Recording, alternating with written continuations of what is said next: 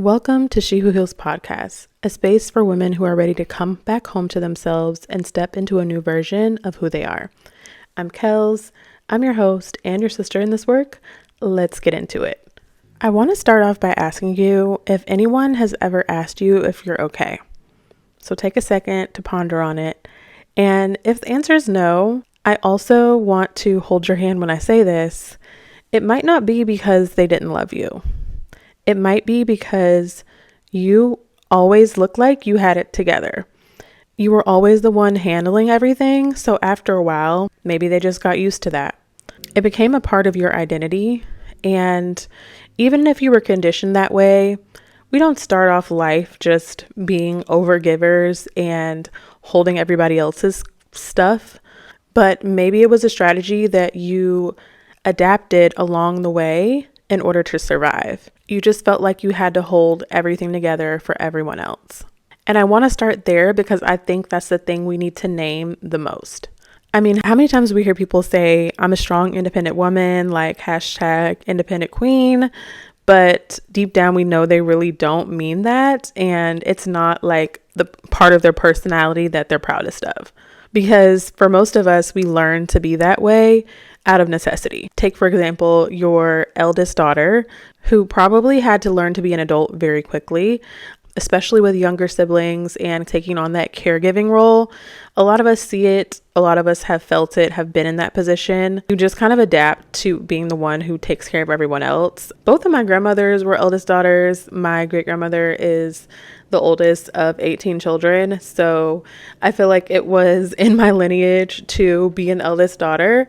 But I definitely relate to that. I definitely relate to not necessarily taking care of siblings in a physical way, but more so like emotional labor, because I'm also the middle child. I feel like this isn't just for eldest daughters, obviously. I'm speaking to everyone who can relate. And if you're an astrology girly, then I feel like water signs can relate to doing emotional labor in terms of just being a mediator, being that person who feels everything and wants to make sure that everyone else is okay, and that even in the household from a young age, there may have been argument in the house, there may have been just like dis-ease, and you felt all of it, and you just wanted to regulate everyone in the house before you even got a chance to figure out how you felt or regulate your own emotions. And a lot of us with big emotions, we learn to shrink those at a very early age, like your parents tell you to suck it up or to be seen and not heard, or just basically don't have the capacity to hold that space for our emotions when we're having tantrums, or when we really wanted to go spend the night at our friend's house, but mom just didn't feel like driving you over there. Those things build up after a while, and we just get used to suppressing what we want and how we feel. And it doesn't seem like a big deal when we're young, but that is literally the beginning of the conditioning that we go through. Some of us who are more so like lovers and just wear your heart on your sleeve, we may have needed more hugs. Of course, we had a roof over our head as a kid, and our parents provided physically and financially. Hopefully that's the case for most of us. And for those who didn't, my heart goes out to you even more. But for some of us, we needed more physical hugs, physical touch, knowing that you have a safe space at the end of the day, and you don't have to make sure everyone else is okay. You can ask for that same attention or just a safe space to land at the end of the day. Or even someone just asking if you're okay. Because like even as kids, I feel like adults don't ask that enough to children, how they're feeling, maybe how was your day, but that's as far as it goes. And kids do have big emotions that I'm sure they would love to share with adults. But for me personally, I feel like my parents, my mom had their own emotional world to handle. There may have been turmoil in their personal relationship that I wasn't old enough to understand or interpret. And now being in my 30s and knowing how even small arguments or rifts in a relationship can put you off kilter and just put you in a headspace that doesn't allow for any little annoyances, or just you're overstimulated. So anyone who's asking you of something, your cup is empty. So obviously you're not going to be able to pour into them. So the more this happens, the more you stop asking, the more your needs maybe go unmet if they're more emotional or you just needed attention. And this is where inner child healing gets real, because a lot of us don't even sit and think about this stuff. We're just going along through life thinking that our behavior is a product of our present, but no, it's a product of how we were raised and our circumstances. And this is not to bash your childhood. It's a part of growing up and processing, and being self-aware is knowing where you started to be conditioned or where you picked up on certain habits, because a lot of us just repeat the same things in our adult relationships and we don't know why. We end up in therapy and we're like, how did I get here? Or couples therapy and we're like, man, I just knew I would never be here. But a lot of times it's because we don't take the time to reflect and just really give ourselves the opportunity to change the narrative after reflecting and noticing where we can change those behaviors. So if you grew up taking on the emotions of adults and really taking on responsibilities that belong to adults, aka parentification, then you know all about this, and hopefully you have taken some time to reclaim your energy, and I hope this episode really helps you to do that as well. Okay, so hyperindependence. It is a trauma response. And again, sis, I'm holding your hand when I say that. It was crazy because I came across, it was a few months ago actually, this TikTok, and the girl was saying the pipeline between the kid who nobody checked on becoming the adult who doesn't reach out to anyone or nobody ever hears from is real, and it needs to be studied. And I couldn't agree more, because I'm like, She basically was saying that she was one of those people who everyone always just saw her having it together, so they didn't check on her, and she wasn't able to ask for help. She never learned to ask for help, because to her it's like, yeah, I'm gonna figure it out. I don't have a choice. And a lot of us relate to that, because we may not have had a security blanket to fall on when it comes to financially or emotionally with our family. We just had to tough it out, maybe in young adulthood, making ends meet, broke college student days. We've been there. I've been there.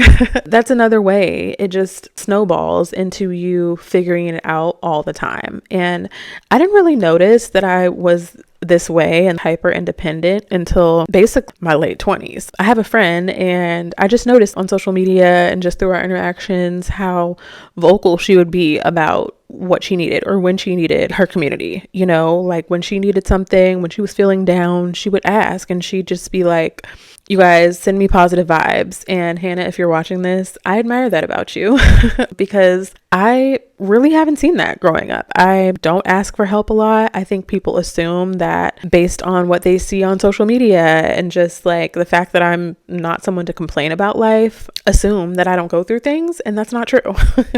I do go through things. I have been hyper independent, and I guess disguise that as being private a little bit. There's definitely things I don't and will not probably volunteer to people, which is just like things in my marriage, because I feel like that's sacred and wouldn't go to someone unless I was looking for advice. I'm not just going to tell them when I am just feeling emotional about something that my wife said. That's not something that I'm just going to go and share. But I feel like things when it comes to friendship breakups or trying to find a job, and when I was really at my lowest at my last job in a toxic workplace and just stressed, like if it wasn't for my wife and the handful of friends and family that I do have, I don't know, y'all, we just don't know.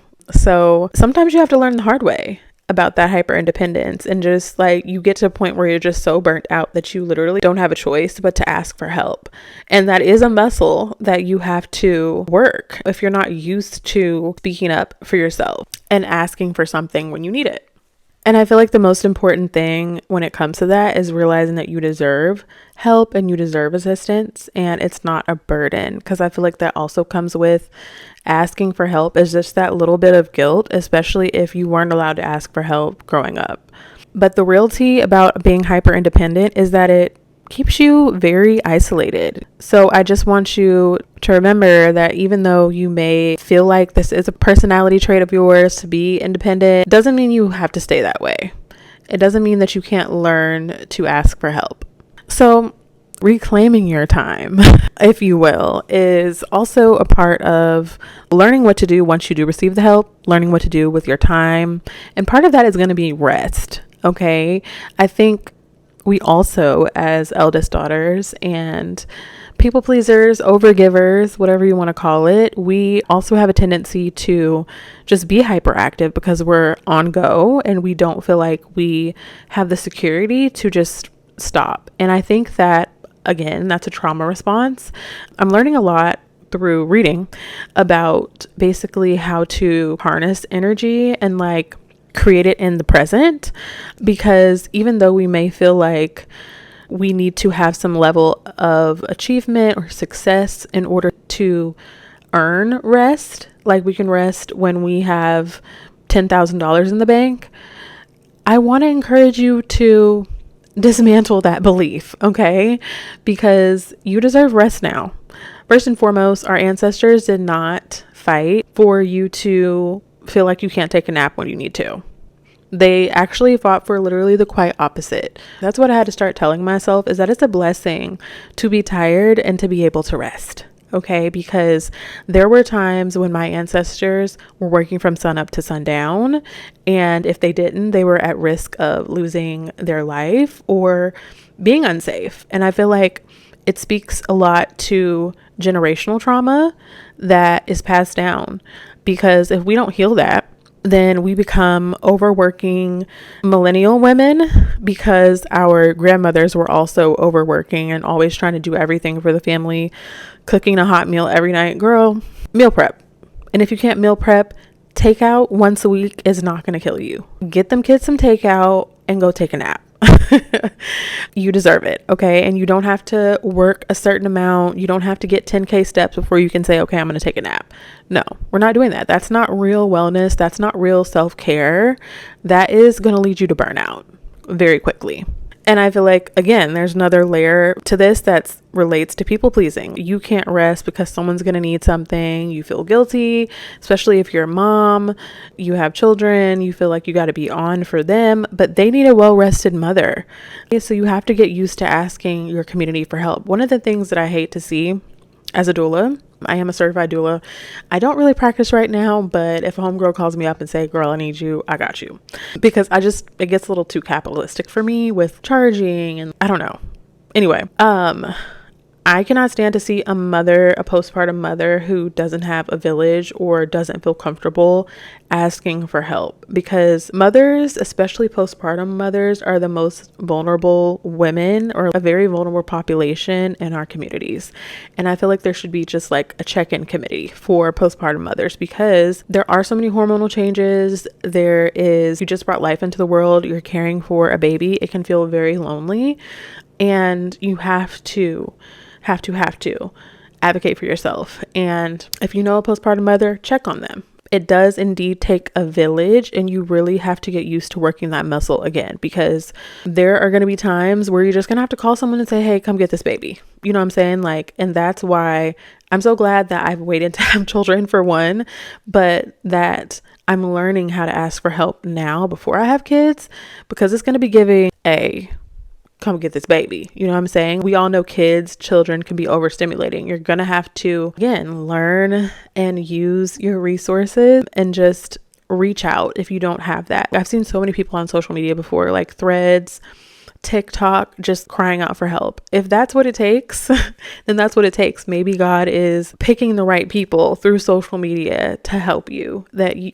are complete strangers. You know what I'm saying? Never feel like you don't have someone or an option to get the help you need or take the rest that you need, because we're just like complicated plants, right? We need sun, water, and we need love and rest for us to grow.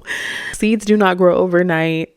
We are just the same way. We need rest and time, no matter what your role is, whether it's mom, teacher, grandma, sister, auntie, you deserve to rest.